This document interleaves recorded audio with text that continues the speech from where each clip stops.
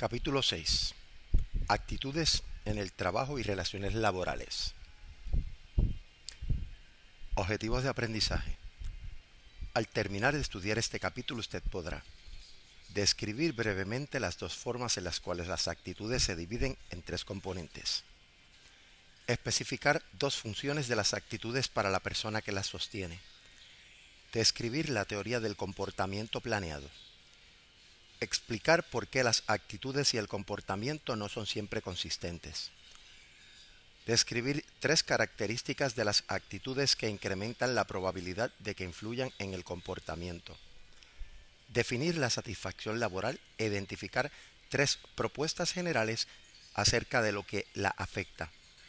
Describir un estudio de investigación que haya sugerido que la satisfacción laboral de la persona no es simplemente una función de la naturaleza de su trabajo. Continuando con los objetivos, definir el comportamiento organizacional y sus componentes. Especificar los factores que parecen fortalecer el compromiso organizacional de una persona y explicar sus consecuencias. Entender las principales causas de la rotación del personal. Describir las diferentes explicaciones de por qué el desempleo tiene consecuencias negativas. Explicar el contrato psicológico y entender qué lo influencia y cómo su incumplimiento afecta a trabajadores y empleadores. Describir los factores que afectan el éxito de los intentos por cambiar actitudes. Definir negociación y distinguirla de los diferentes tipos de comportamiento negociador. Definir las principales características de la negociación basada en el interés.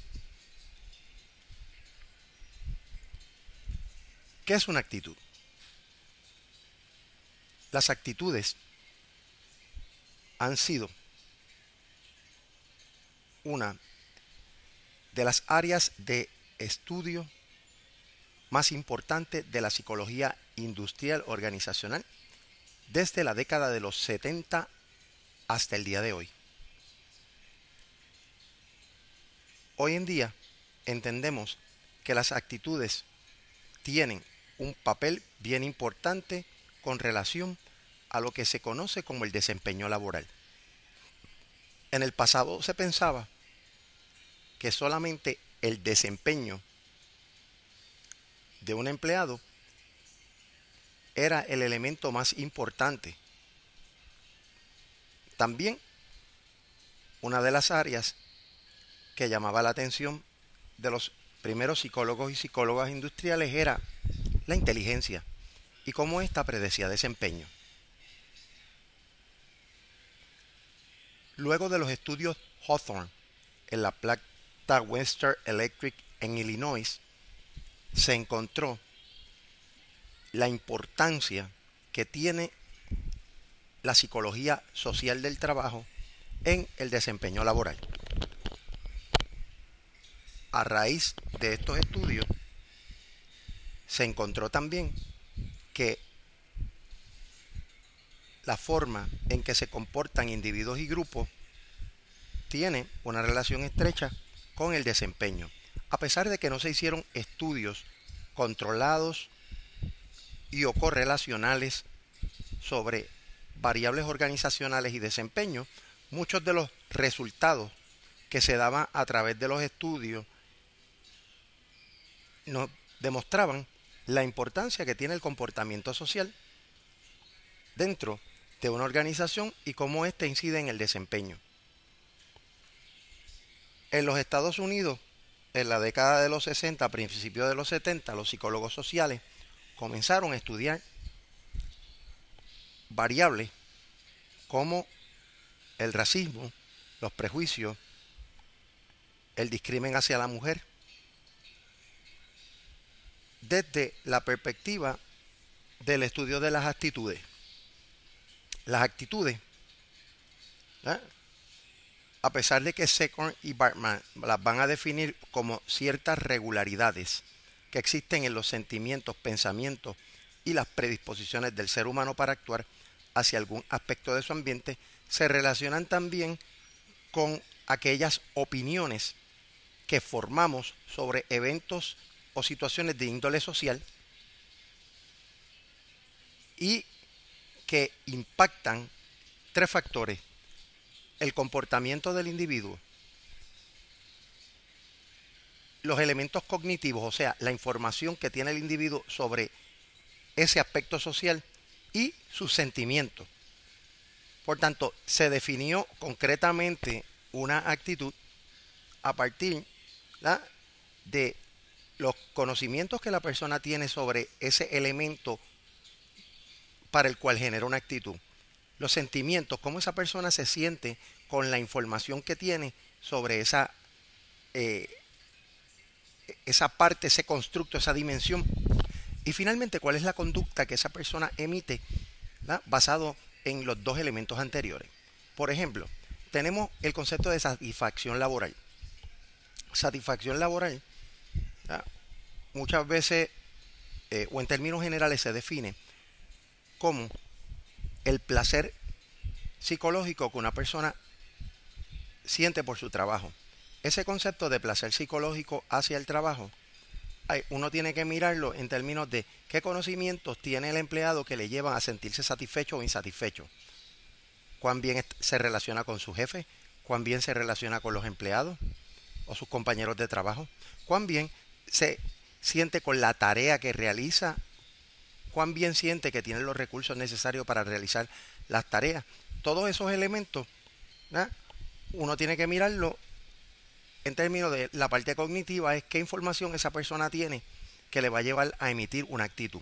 Segundo, cómo se siente, cómo un empleado se siente con la relación que tiene con su jefe, cómo se siente con sus compañeros, cómo se siente con las tareas que realiza, cómo se siente con los recursos disponibles que tiene para hacer las tareas.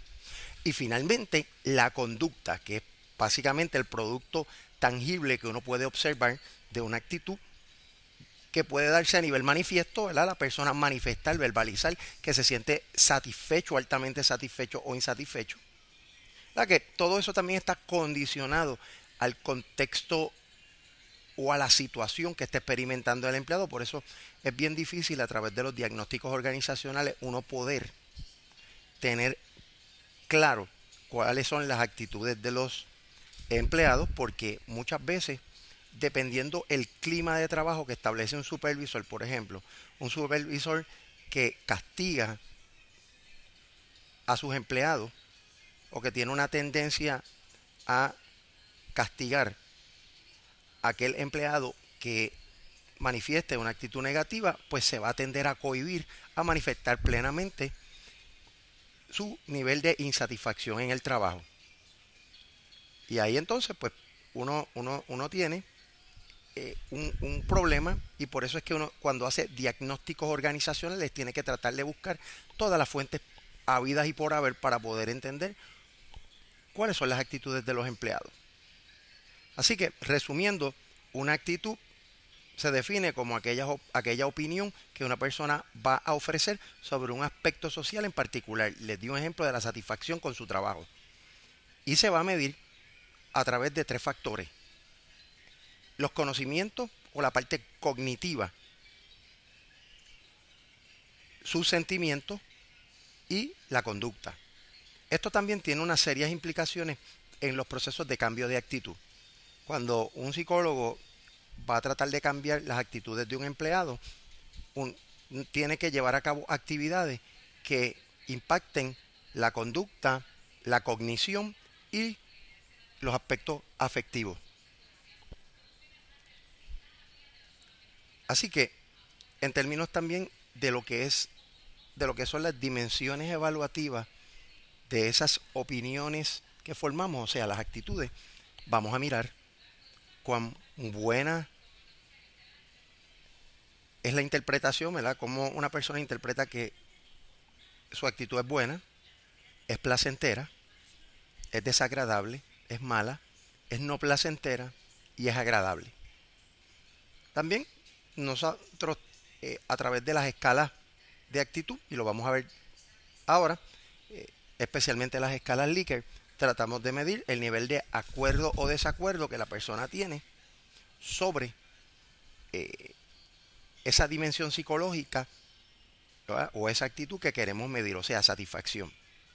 Por ejemplo, una pregunta que dice: me siento satisfecho con la forma en que mi jefe me trata. Una persona puede decir, me siento que estoy totalmente en desacuerdo con la premisa, lo cual implicaría una baja satisfacción, o decir que está totalmente de acuerdo. Así que de esa forma es que nosotros buscamos medir las actitudes. También otra definición es que son representaciones cognitivas que nos ayudan a estructurar nuestro mundo social y nuestro lugar en él. Son representaciones cognitivas en la medida que nosotros recogemos pedazos de información, las procesamos en nuestro cerebro y llegamos a una conclusión de cómo nos sentimos con ese elemento. En términos de la satisfacción, nosotros hacemos una evaluación del entorno y de nuestra relación con compañeros, con jefes, con nuestro trabajo per se, con los recursos que contamos, con la organización en general, y podemos emitir una opinión general, que eso se le llama satisfacción en el trabajo, o facetas de la satisfacción, o sea, pequeñas dimensiones de la satisfacción, como satisfacción con el jefe, satisfacción con los compañeros de trabajo, satisfacción con los recursos con los que cuento como empleado, satisfacción con la tarea, satisfacción con el clima de trabajo, etcétera. Como mencionábamos, muchas de las veces tratamos de medir las actitudes utilizando cuestionarios de autoinforme o autorreporte. La técnica más simple es la escala Likert. Aquí el psicólogo va a seleccionar un número de afirmaciones relacionado con la actitud en general. La primero uno define cuál es la actitud: satisfacción laboral, compromiso organizacional, involucración, engagement, la dimensión que sea. A partir de esa definición, ¿verdad?, uno operacionaliza primero la dimensión y después desarrolla preguntas que las mide en escalas que pueden fluctuar entre 5 o 10 puntos. Yo utilizo generalmente 4 porque tiendo a tratar de polarizar la actitud. No me gusta utilizar neutrales. Y lo he podido probar también científicamente. Y pues utilizamos escalas que van desde completamente en desacuerdo, completamente de acuerdo, con el propósito de ver cómo las personas se sienten con estas dimensiones del trabajo que hemos mencionado. Es importante que la medición de las actitudes sea de carácter sistemática y cuantitativa.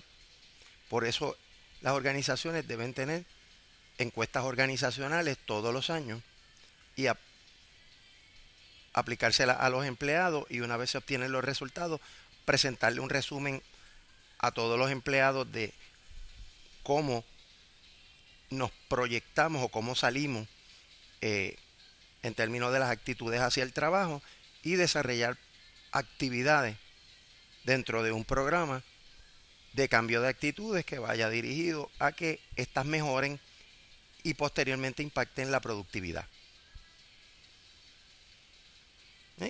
Claro, un punto elemento aquí es, o un punto o elemento a considerar, es que las actitudes existen o van a existir independientemente de los intentos de articularlas o medirlas. Van a estar ahí porque son parte de lo que es el día a día en el trabajo. Las personas emiten actitudes todos los días. Hay veces que las emiten con la información adecuada, hay otras veces que tienen información inadecuada. Y ahí es donde está el rol de nosotros los psicólogos, de poder ayudar a que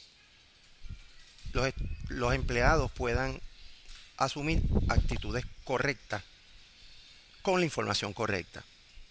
Y es una realidad en los contextos de trabajo que muchas veces, por falta de información, las personas tienden a interpretar los fenómenos que observan de una manera inadecuada, ya que incluso muchas veces la gerencia esconde información valiosa. Así que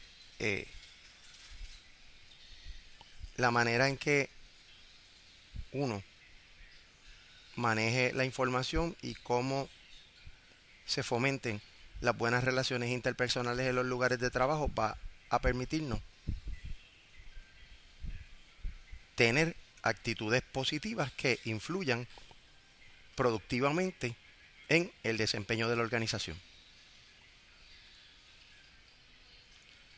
Ahora bien, ¿hasta qué grado las actitudes predicen el comportamiento? En lo que se conoce como una correspondencia entre las actitudes y el comportamiento, tenemos que tomar en consideración 4 elementos. Por ejemplo, cuando el objeto de la actitud es tanto prominente como bien definido. O sea, tenemos una buena encuesta de satisfacción, la organización toma en consideración la satisfacción del empleado en diferentes renglones, tiene una buena medida de satisfacción y una vez se obtiene esa medida, se llevan a cabo actividades con el propósito de fortalecer la satisfacción del empleado. 2. Cuando es mucha la fortaleza de la actitud. Si tenemos una fuerza laboral sumamente satisfecha, eso es una fortaleza. Por tanto, como fortaleza que es, tenemos que mantener dicha fortaleza de la misma manera que trabajar con las debilidades. Número 3. Cuando el conocimiento que apoya la actitud es abundante y complejo. Cuando lo que sabemos por medio de la encuesta nos dice cómo está el nivel de satisfacción, nosotros podemos tomar decisiones que impacten positivamente a la organización y sobre todo la productividad de los asociados. Y 4. Cuando la actitud apoya importantes cuestiones sobre el yo. Cuando las personas se sienten bien porque están satisfechas en su trabajo, cómo eso balancea sus necesidades de ego, cómo eso hace que psicológicamente sientan placer por hacer el trabajo y por ir todos los días a hacer sus tareas dentro de un ambiente social donde tienen la oportunidad de compartir con sus compañeros de trabajo y sentir que son apoyados tanto por su jefe como por sus pares. ¿Hasta dónde las actitudes predicen las acciones? Una manera de poder entender este fenómeno nos los trae Atzen y Maiden, es lo que se llama la teoría del comportamiento planeado. ¿Ah? Antes de nosotros poder emitir un comportamiento determinado, los seres humanos lo planificamos en nuestra cabeza, específicamente cuando analizamos lo que queremos hacer. Por tanto, un primer paso es hacer un análisis de los resultados que uno espera, del comportamiento y el valor de tales resultados para mí como empleado. Ahí es donde yo digo, bueno, yo espero que me provean los recursos que yo necesito, que mi jefe me trate con respeto, cuando lo haga mal me lo diga con respeto, pero cuando lo haga bien me refuerce mi comportamiento. Y a partir de eso yo genero una actitud. En ese proceso de generar la actitud va también a generarse un grado de importancia relativa para uno como empleado sobre la actitud y vamos a generar una norma subjetiva. Si a mí me tratan bien, yo voy a tratar bien. Si me dan los recursos, yo voy a dar el máximo. Eso es lo que se convierte posteriormente en la intención. Y dentro de esa intención tenemos creencias acerca de lo favorable o desfavorable que las personas podrían reaccionar si uno desempeña la conducta y se motiva para cumplir con sus puntos de vista. Ahí uno hace en cierto grado una comparación social de cuáles son mis intenciones versus cuáles son las de mis compañeros. Unido a eso, uno desarrolla su propia norma subjetiva. Digo, independientemente de lo que piensen mis compañeros, yo voy a hacer mi trabajo como manda. Y voy a llevar a cabo las tareas como se me han asignado. Y aquí uno ya controla cómo uno se va a comportar y cómo va a actuar. Y finalmente, volvemos a fortalecer la intención que nos lleva al comportamiento. Hay ocasiones donde es tan fuerte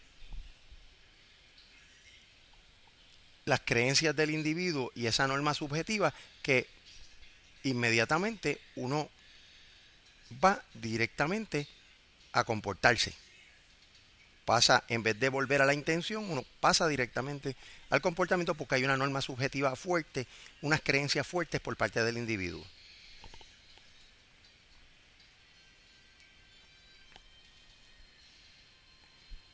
La relación entre las actitudes y el comportamiento es compleja, ¿verdad? Y existe un vínculo y ciertos modelos teóricos que dan sentido o que le dan sentido a la relación entre las actitudes. Claro, no podemos perder de perspectiva de que la conducta es un elemento de la actitud y que se fortalece con los sentimientos y con los elementos cognitivos, o sea, la información veraz, concreta, clara que tiene la persona sobre el elemento que va a evaluar en función de la actitud. Así que, en términos del contexto de trabajo, lo que son las actitudes hacia el trabajo y hacia la organización han sido objeto de investigación e interés durante muchos años. Como les comentaba, tuvieron un auge más fuerte desde la década de los 70 hasta el presente día, donde tenemos una disciplina de la psicología organizacional robusta, fuerte, que nos permite sentirnos sumamente cómodos con la teoría o las teorías y modelos existentes sobre las distintas variables que predicen desempeño tanto a nivel individual como grupal dentro de una organización. Una de las variables más estudiadas a través del tiempo es la satisfacción laboral. Locke en el 1976 nos presenta que es el estado emocional placentero o positivo, resultado del aprecio por el propio trabajo y por la experiencia de éste. De alguna manera, es un poco como les mencionaba, el placer que uno siente por su trabajo. Esta experiencia psicológica que redunda en placer y que hace que las personas se sientan bien. Ahora bien, hay elementos que influyen en la satisfacción. Por ejemplo, los modos de ser estable, positivo o negativo son aprendidos a través de la experiencia. Cuando uno se siente bien satisfecho en su trabajo, uno puede mantener un grado de estabilidad en lo que realiza, donde no necesariamente expresa que está sumamente satisfecho, pero sí un estado neutral, balanceado, donde la persona hace su trabajo, cumple con sus tareas, muchas veces no da lo que le llamamos la milla adicional o extra, o sea, trabaja más de lo requerido. Hay casos donde sí, una persona altamente satisfecha tiende a llevar a cabo tareas y roles adicionales en la organización, o la persona que se encuentra insatisfecha, donde muchas veces una manera de manifestarlo es verbalizándolo, es perdiendo el tiempo dentro de la organización o bajando su rendimiento, expresándolo. Y el problema al final es que puede contaminar, ¿verdad? En el buen sentido de la palabra, contaminar a sus compañeros con el mismo nivel de insatisfacción, de la misma manera que puede hacerlo positivamente. Ese es el otro elemento, ¿no? La construcción realizada a partir de experiencias y de la información dada por otros en el lugar de trabajo, esto siempre tiene sus retos porque implicaría que uno está emitiendo opiniones partiendo de la información que otros nos dan, cuando es importante también que nosotros como individuos validemos esa información de forma tal que podamos expresar opiniones basadas en nuestras propias creencias y no necesariamente en lo que otras personas nos digan. Otro de los factores es la acumulación de información cognitiva acerca del lugar de trabajo y del puesto de trabajo. ¿Sabes?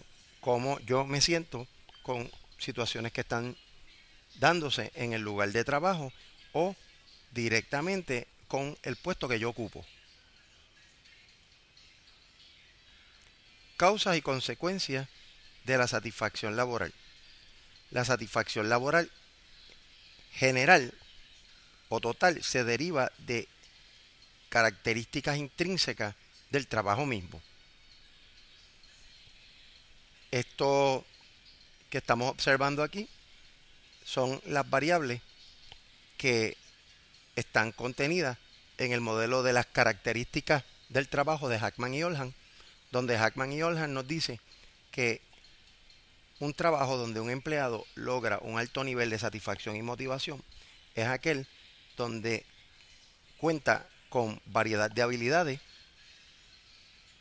cuando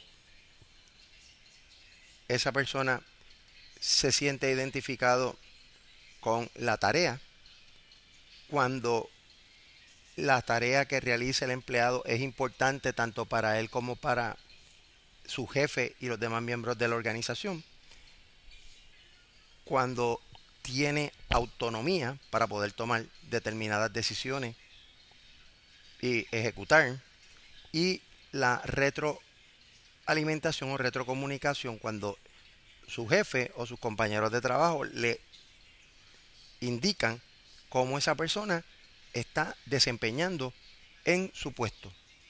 Esto es bien importante porque incide directamente en la tarea de un individuo. Dicho de otra manera, un trabajo donde las tareas son repetitivas, la persona no se siente identificada con esas tareas, este trabajo no es importante para las personas que toman decisiones en la organización, tiene poca autonomía para tomar decisiones y no existe retrocomunicación, este tipo de trabajo va a llevar a que un individuo se sienta insatisfecho. Y entonces eso representa un reto para los psicólogos y psicólogas industriales organizacionales, que tenemos que observar cómo la gente desempeña basado en el trabajo e identificar si esas características del trabajo están impactando positivamente el lugar y las tareas que realiza la persona.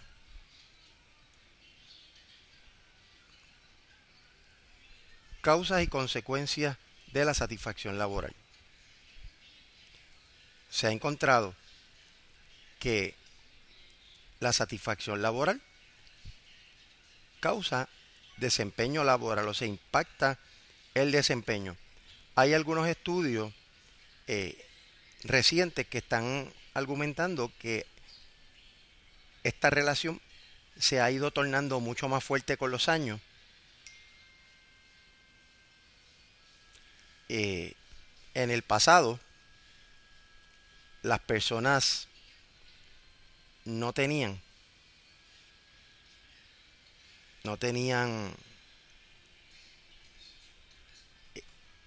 el hecho de que se sintieran o no satisfechas, no implicaba que verdaderamente fueran a producir más.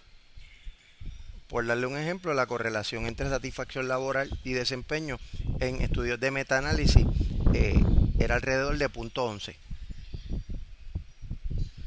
Ahora bien, el otro lado, el desempeño laboral exitoso, o sea, cuando una persona hace un buen trabajo, se tiende a sentir satisfecho.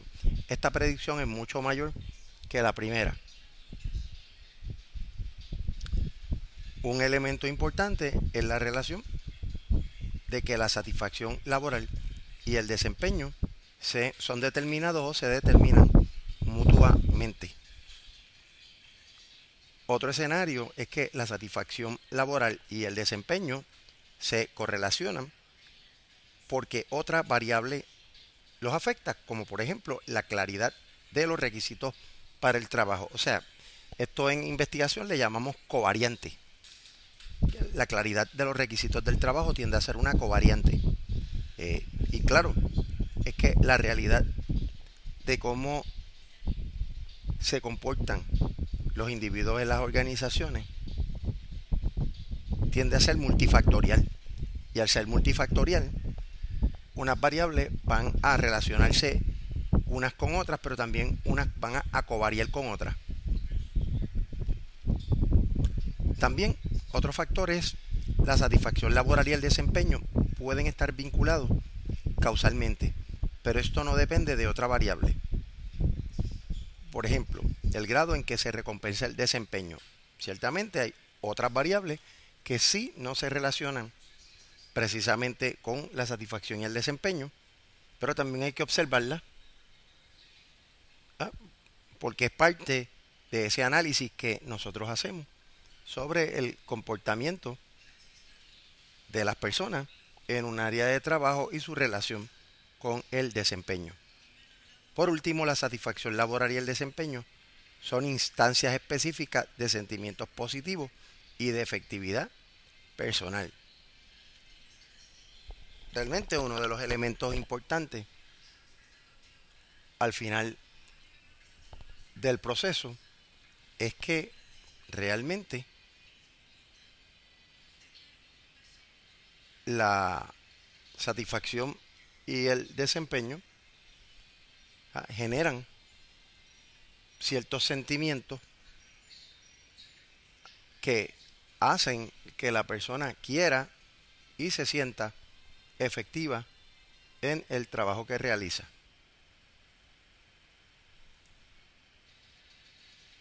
Otra de las variables importantes que amerita estudiarse es el compromiso organizacional. Esta se define como el sentido de apego del individuo hacia la organización. Es la fortaleza relativa de la identificación de un individuo con una organización y la participación en ella. Mowday ha establecido que existen 3 tipos de compromisos que son los que definen el compromiso organizacional. Por ejemplo, el compromiso afectivo, que es cuáles son los sentimientos que esta persona tiene hacia la organización, hacia sus compañeros, sus jefes. El compromiso de continuidad, que es el deseo de uno permanecer o mantenerse en la organización. Y el compromiso normativo, que es el compromiso que uno tiene con lo que son las metas, los objetivos, las normas y valores culturales de una organización.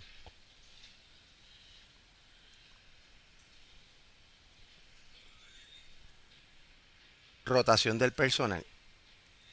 El rotación del personal nos referimos a las actitudes hacia la acción de un empleado querer irse de la empresa.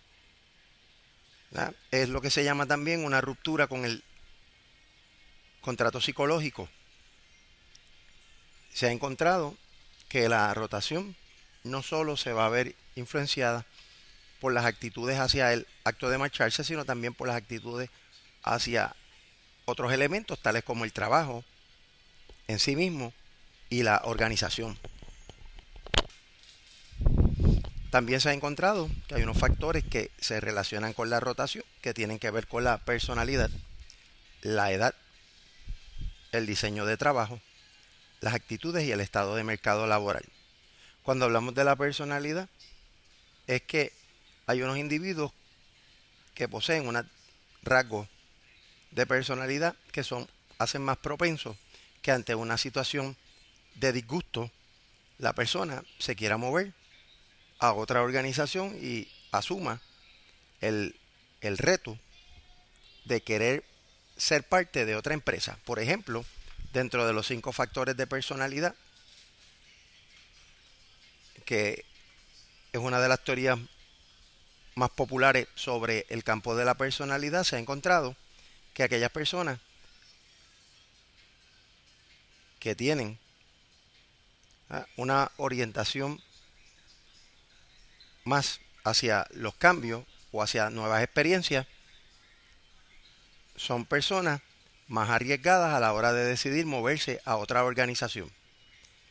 Otro elemento que se ha estudiado es la edad, y se ha encontrado que muchas personas, cuando cumplen determinada edad, o sea, de los 40 años en adelante, tienden a pensar mucho más el hecho de si se quieren ir de la organización o no. ¿Por qué? Porque una persona de 40 años o más se va a hacer bien difícil conseguir un trabajo parecido al que ellos actualmente tienen, con las mismas condiciones de trabajo que tenían en el lugar donde estaban. Además de que también surgen sentimientos de inseguridad que se dan por la edad y esta tendencia natural de querer seleccionar empleados jóvenes porque le cuestan menos a la organización. El otro elemento es el diseño del trabajo. Hoy en día, los cambios tecnológicos se mueven a una velocidad bien rápida dentro de los lugares de trabajo. Esto ha hecho que empleados que, por ejemplo, no quieren o no se sienten cómodos con las tecnologías modernas, se vean en la necesidad de querer abandonar la organización por no querer enfrentarse a dichos cambios tecnológicos. También las mismas actitudes que estamos mencionando, el compromiso, la satisfacción, todas estas dimensiones que estamos discutiendo, y desde luego el estado del mercado laboral actual, que ciertamente estamos enfrentándonos a una economía que está en contracción, a una recesión económica, donde a las personas se les está haciendo mucho más difícil emplearse comparado con la década de 1990, que fue una donde la economía estaba pujante, había mucho trabajo y el dinero en términos de la economía estaba fluyendo. Así que todos estos cambios sí tienen cierto grado de influencia en los individuos.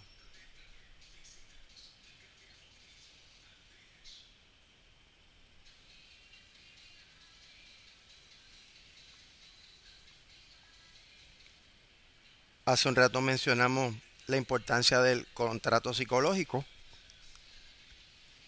El contrato psicológico se define como la creencia de un individuo respecto de los términos y las condiciones de un intercambio recíproco entre la persona principal y otro grupo.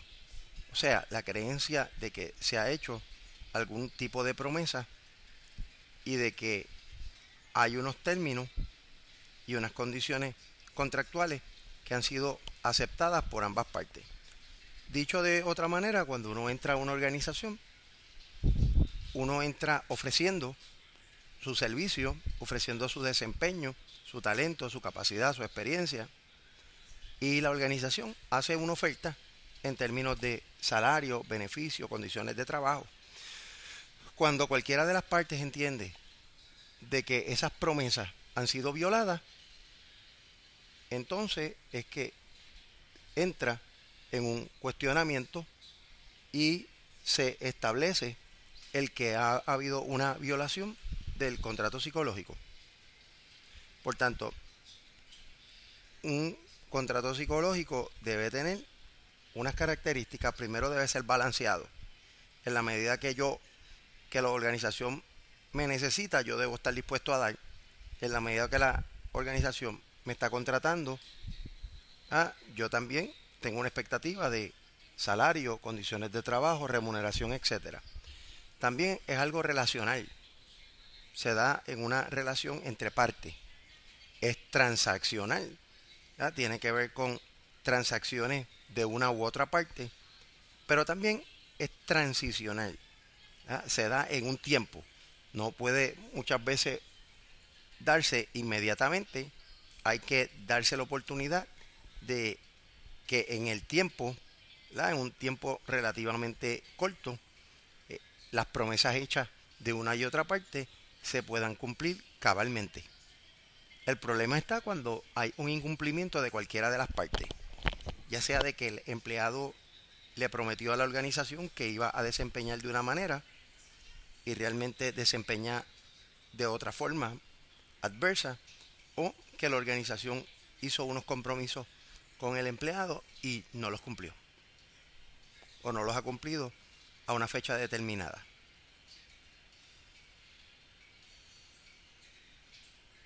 Ahora, cambio de actitudes. ¿Cómo nosotros podemos tratar de cambiar las diferentes actitudes? Hay unas variables que uno tiene que considerar en el proceso de cambio de actitudes. Primero, la credibilidad del comunicador. Esta persona que quiere cambiar nuestras actitudes, ¿qué credibilidad tiene? ¿Es un psicólogo industrial organizacional respetado? ¿Tiene la preparación, tiene la experiencia que amerita? El otro elemento es, esta persona tiene un atractivo determinado a las personas que tienen que cambiar la actitud. Se ha encontrado en estudios que el atractivo del comunicador tiene un impacto en la persuasión y en la posibilidad de que haya cambio de actitudes. También el planteamiento o los planteamientos de argumentos unilaterales frente a los bilaterales. Cuando hablamos de argumentos unilaterales, estamos diciendo, no, yo quiero que cambien mis empleados, pero yo como jefe, ¿cuánto estoy dispuesto a cambiar? ¿Verdad? Si yo quiero que mis empleados cambien y yo no estoy dispuesto a cambiar, eso es un argumento y un planteamiento unilateral, versus hacer un análisis profundo de todas las partes y decir, yo estoy dispuesto a cambiar y ustedes deben estar también dispuestos a cambiar en esto y en aquello. Hay estrategias para persuasión que utilizan el miedo como uno de los elementos. No es una de las mejores técnicas, pero hay personas que lo usan.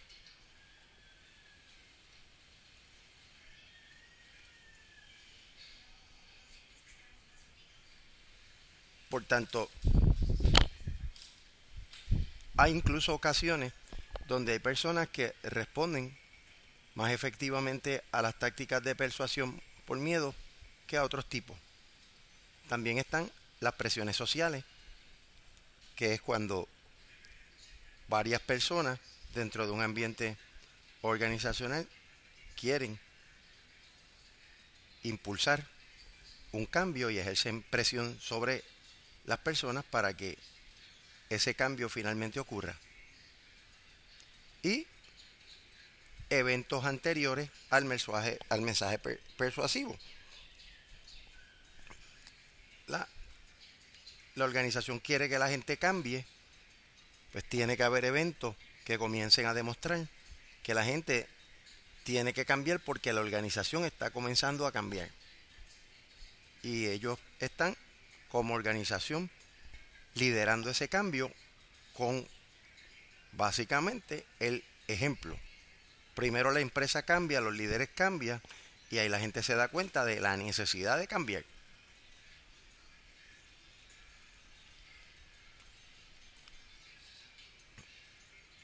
Estrategia que uno tiene que manejar dentro de lo que son o lo que es la psicología de las relaciones laborales. Aquí, por ejemplo, tenemos 3 renglones que son importantes. El renglón de los grupos, los procesos y los resultados, donde, por ejemplo, en términos de la gerencia, estrategias y políticas,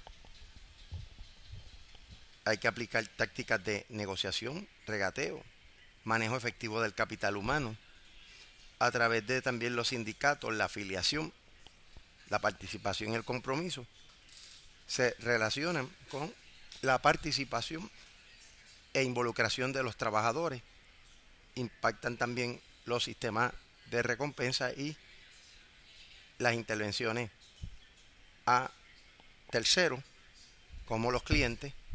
También tenemos los trabajadores, los compromisos, las actitudes hacia el trabajo, ¿eh? Y lo que es la administración del cambio, tanto en los empleados a nivel interno como externo. ¿Qué resultados se dan dentro de todos estos elementos conformados a través de los grupos y los procesos? Pues miren, tenemos resultados tales como el esfuerzo, la productividad, el ambiente de los recursos internos, ¿eh? La acción industrial, ¿eh? El ambiente que se genera dentro de las relaciones laborales, el conflicto y la cooperación, las quejas, estrés, el ausentismo, la rotación de personal y los accidentes. Estas tres columnas impactan lo que es el contexto político y económico de la organización. Así que, básicamente, esta es la esencia del capítulo 6. Lo que es importante es que la psicología industrial organizacional tiene que estudiar aquellas variables a manera de actitudes que